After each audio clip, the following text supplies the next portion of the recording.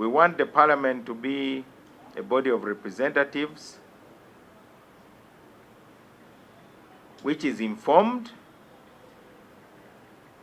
It should be a body of representatives which can help ministries. They should be supported by researchers so that they can give valuable advice. And they should have as much influence the way the executive has.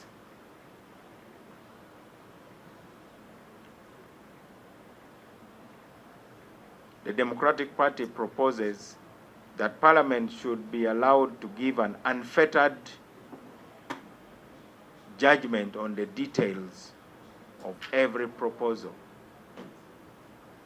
that comes before the House. We would like a Parliament which is efficient. We would like a Parliament which restores the dignity and respect due to members, because that dignity and respect has been eroded over the years, and the greatest erosion occurred in the 11th Parliament.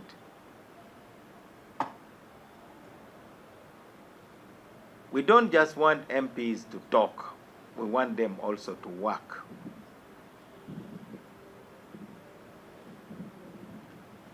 We are calling upon the new leadership of the Parliament, as they strive to clean the image of Parliament. We call upon them not just to focus on the image. The focus should be on the substance of what Parliament is set up to do.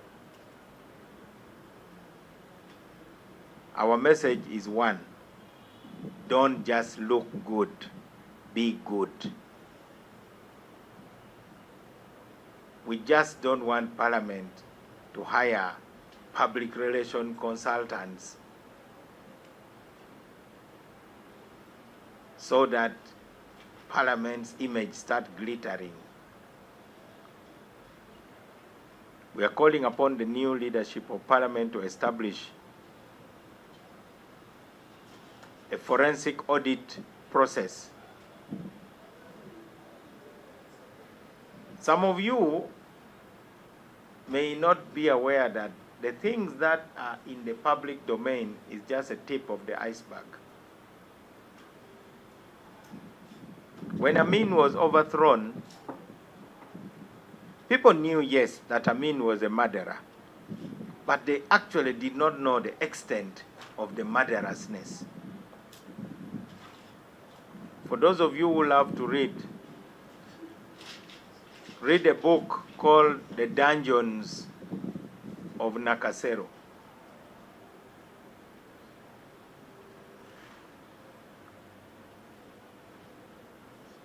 So today, in addition to asking Parliament to do oversight on itself, we ask, who watches the watchdogs?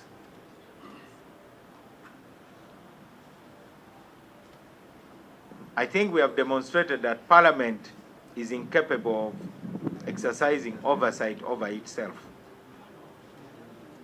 We are even proposing that the Commission should have somebody who is not a member of Parliament to sit in the Commission, so that we have a hybrid process. For too long, we have played the ostrich game, burying our heads in the sand, while Parliament collapses under the weight of an intimidated civil service in the Parliament. If you quietly interview the civil servants in the Parliament, they'll tell you that now they can breathe.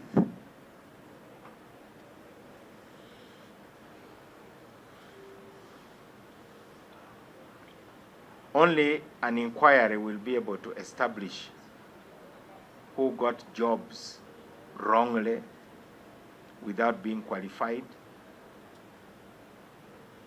while those who are qualified are being bypassed. Those who are not qualified are being promoted. Theme was at its highest. A patronage system was set in place. I'm told many influential people got their children to get jobs in parliament in exchange for their loyalty. That it includes ministers, judges, all sorts of people.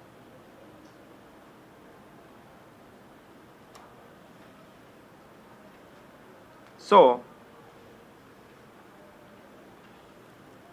we call upon the new leadership of parliament to exercise vigilance so that we get to the root of the rot in parliament.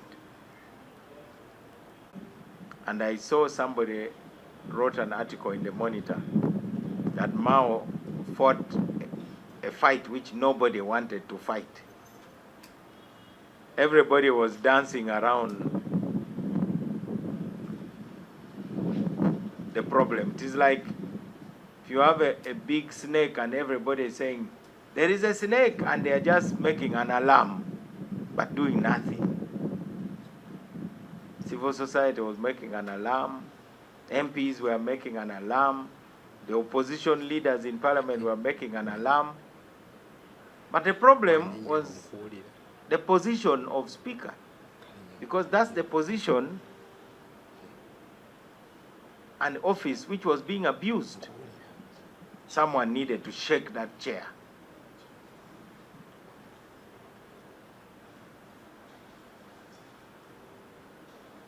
And that's the only contribution that I made. We want to ask the new leadership, in addition, to protect the rights and privileges, particularly the freedom of speech of the members of parliament. The members of parliament are protected by law, and as they perform their duties, they need that freedom.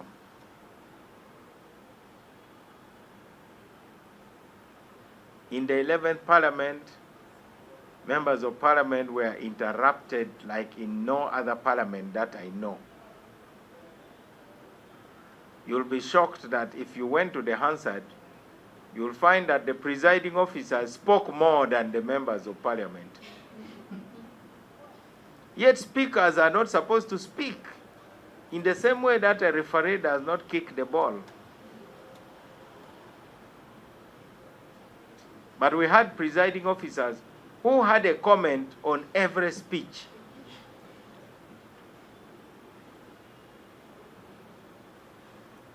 It is not the duty of the speaker to color any submission.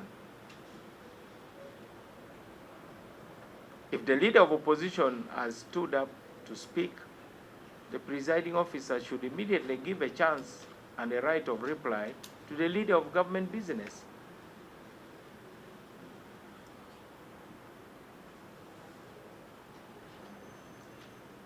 It is not, the presiding officer in parliament is not a judge.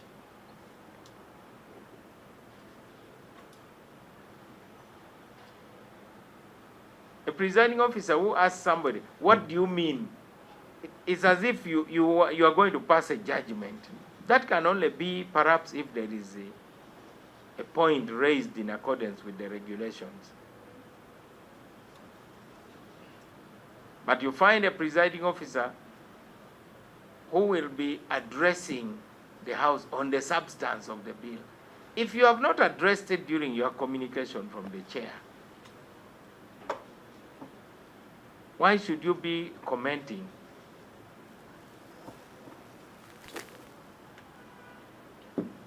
If one side is too weak to defend its ideas, so be it. The voters should get wiser in the next election.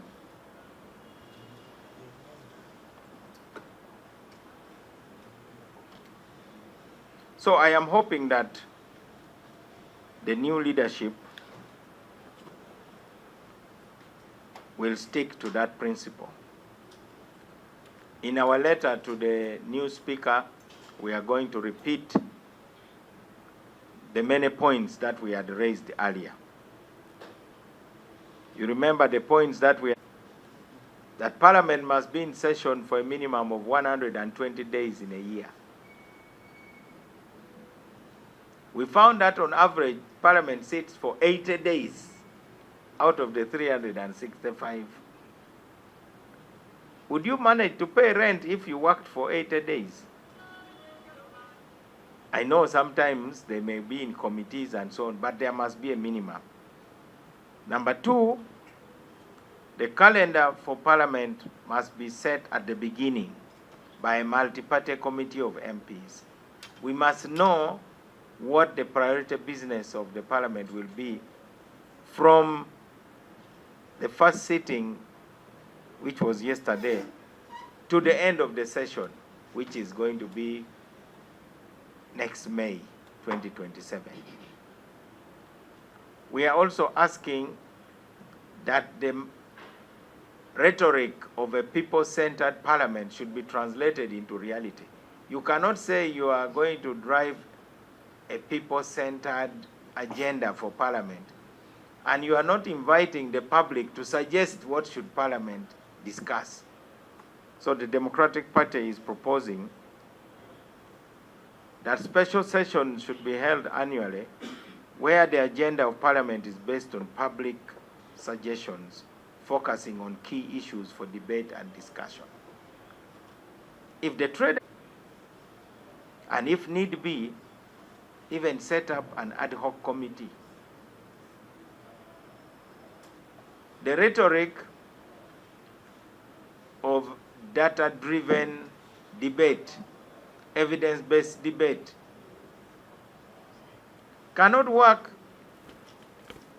if you send MPs to collect evidence, then you block them from presenting it, the way it happened in the Uganda Airlines case. You want to take a decision based on evidence, and MPs go out and get evidence, then you say, please, we don't want to hear the evidence. Things are okay.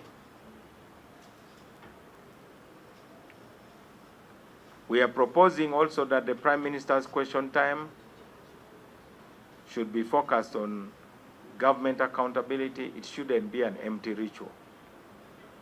We are also proposing that there should be days in a session when the opposition is allowed to set the agenda. Many times the opposition have excuses saying they are denied audience. In short, their only job is to react to what government brings in the House. We need to throw this big challenge to the opposition by letting them set the agenda on certain days in the course of the year. After all, they also represent a vital section of the society. You heard the president yesterday crediting the opposition. The fact that you're opposition doesn't mean you have come to prevent the government from performing the job it was elected to do. That's a misguided concept of opposition. When you're opposition, it doesn't mean you have come to do what they call okule mesa. Opposition cannot be about okule mesa. The opposition should be to demonstrate to the country that if you were in charge, you would do a better job. We are also proposing, with the coming of the new chamber, which I hope will be finished within a year,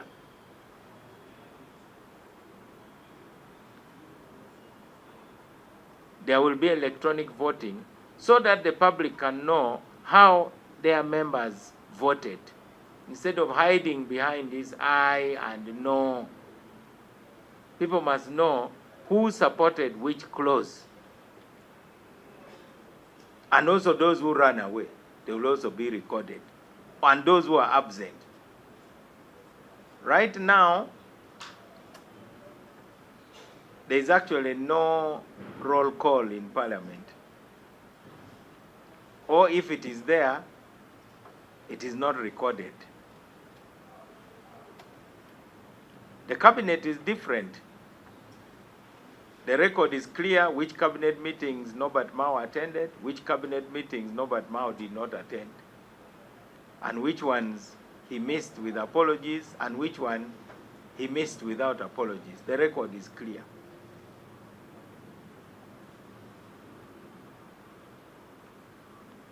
I liked what I saw in the sovereignty bill process.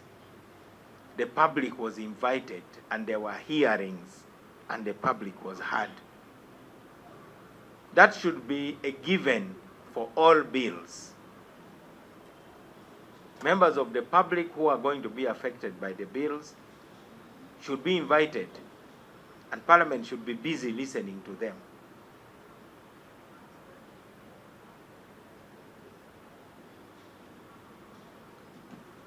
We expect the new leadership of Parliament to provide support to individual members of Parliament so that they get secretarial research support. The aim is to empower members of Parliament to do their jobs more effectively. You could see the way the members of Parliament were erupting yesterday. True, the rules of procedure provide for the suspension of some rules. But there are rules that cannot be suspended. They are entrenched. Yesterday, some members wanted entrenched rules to be suspended. How can you even think of that? It simply means that you don't have support as a staff.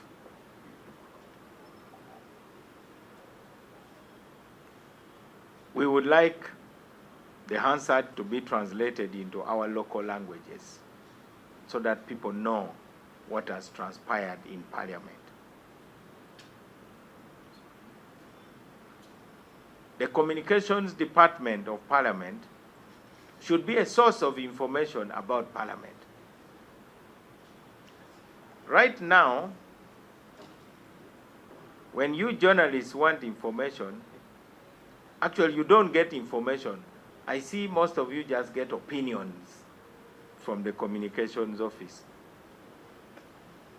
If you went, for instance, and asked and say, can we have the terms of service of the members of Parliament? The way we have, when we are appointed ministers, we have our terms of service in a document which tells you what you are entitled to.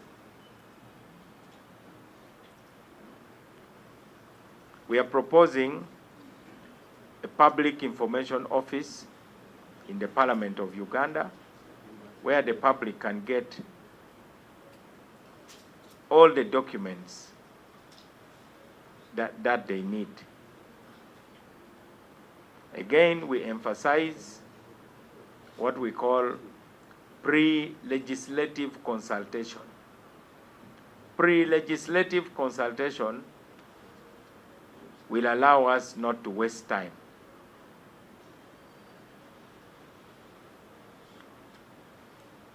Let me end by commenting on what went on yesterday, because many of you are very interested in what our reflections are. Like I said on social media, ours was not a numerical challenge, it was a moral challenge. If one person is challenging what is wrong, you don't ask, if you were many, then you would be right.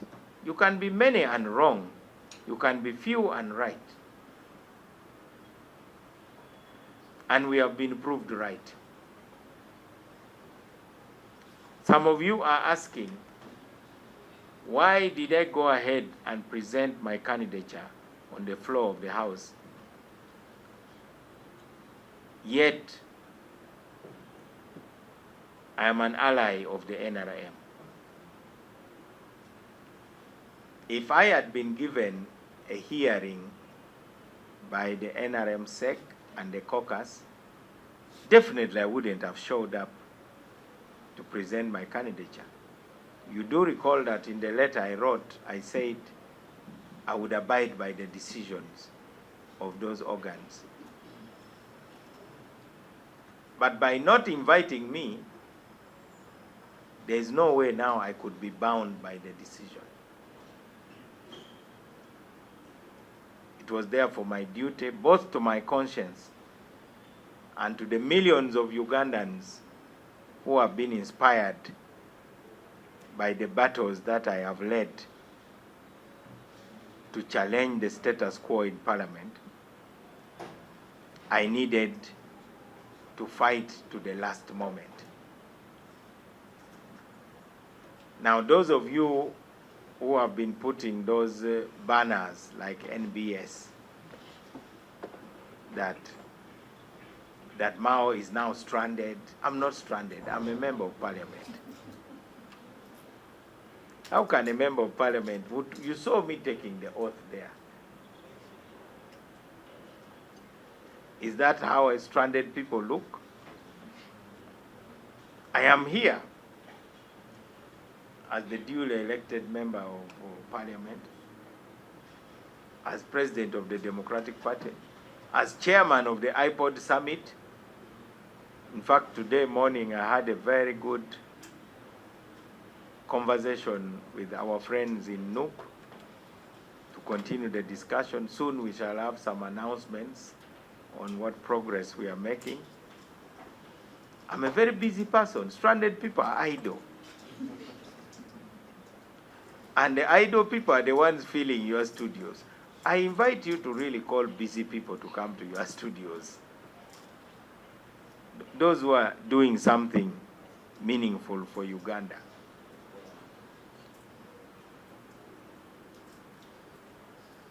So I took the fight to the floor of Parliament because for whatever reason, the NRM, in their wisdom, thought I should not face their organs as they decided on candidates. I respect their decision, and I believe they also respect mine. But more importantly, for those who were saying, what next for Mao? The president gave you the answer. You heard it. You heard him loud and clear. He said, I am his ally. So leave matters of generals to generals. That's really not for you. In our culture, in Acholi, when you go for traditional marriage, the people who enter the house to talk about dowry and other issues are a few selected people. The rest of the delegation, they are eating and drinking and dancing and maybe trying to befriend the Sengas. So you, instead of engaging those who qualify to enter the house where serious matters are being discussed, you are talking to the other group. Some people are brought to carry luggage, to carry the matoke, to carry the meat, and so on. Those are the ones you people are engaging. They may not even know the name of the bride. They may not even know the clan of the bride. So you got your answer yesterday, because I could see a false narrative by those who have never understood what we are trying to do as DP and NRM and UPC, that we are creating a nucleus for the unity of Uganda.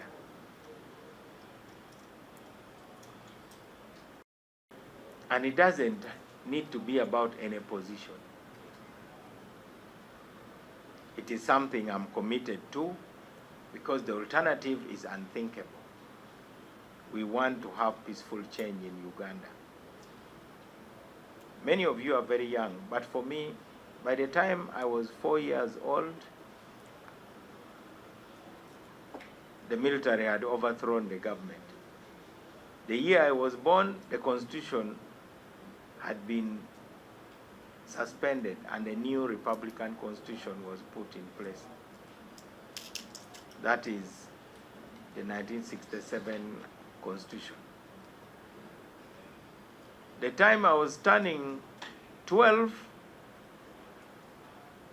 the combined force of Tanzanian troops and Ugandans who were in exile were kicking out Idi Amin. As I turned 13, DP was being rigged in an election. When I turned 14, the UPM went and formed the NRA. And Yusuf Lule had formed what is known as Uganda Freedom Fighters. And President Museveni had formed what is called People's Resistance and Popular Resistance Army, PRA. And many of you who may be supporters of NRM, you don't even know that it is Yusuf Lule's Uganda Freedom Fighters and Yoweri Museveni's Popular Resistance Army that merged to form the National Resistance Movement Stroke Army. There were two political groups, but they merged on the basis of shared goals. It is important to understand these things.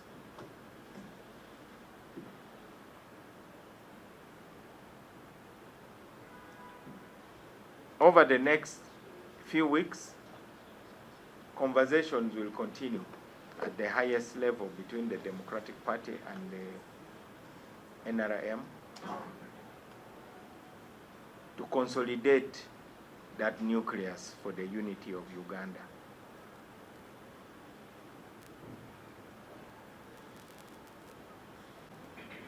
I'm just an ally. Because some of you were saying DP was sold. If it was sold, then why was it there yesterday? I know that the voting yesterday was strictly on party lines. Somebody reminded me that this was like what happened when the Honorable Ibrahim Semuju stood. At that time, FDC had 32 members of parliament. He managed to get 15 votes, like my 15 votes, which simply means that many members of his party did not vote for him. And at that time, the entire opposition had 120 members. But you know, in politics, there is no silver medal. There is only gold. So you either win or you lose. Whether you are the best loser, whether you are the worst loser, there is no medal to celebrate. What matters is for you to judge the impact of the political parties on account of the value they bring to the House. I want to end by saying I'm very proud of the delegation that DP has sent. You heard the presentation made by the Honorable Peter Okot about my candidature. I'm getting a lot of flowers. They said, this man really made you look very good on the floor of the House. Some of the candidates were really not presented very well. But maybe because they won because the election was already done, it was just staged yesterday in Kololo ceremonial grounds. As DP, We shall continue fighting for peaceful change in Uganda. We shall continue fighting for a national dialogue and reconciliation process in Uganda. We shall continue fighting for the protection of human rights. We shall continue fighting for the constitutional reforms that will ensure that we have real democracy, which we have called consociational democracy, namely looking for points of agreement as opposed to points of disagreement. I'm now a member of the DP caucus. I was last a member of the DP caucus 20 years ago.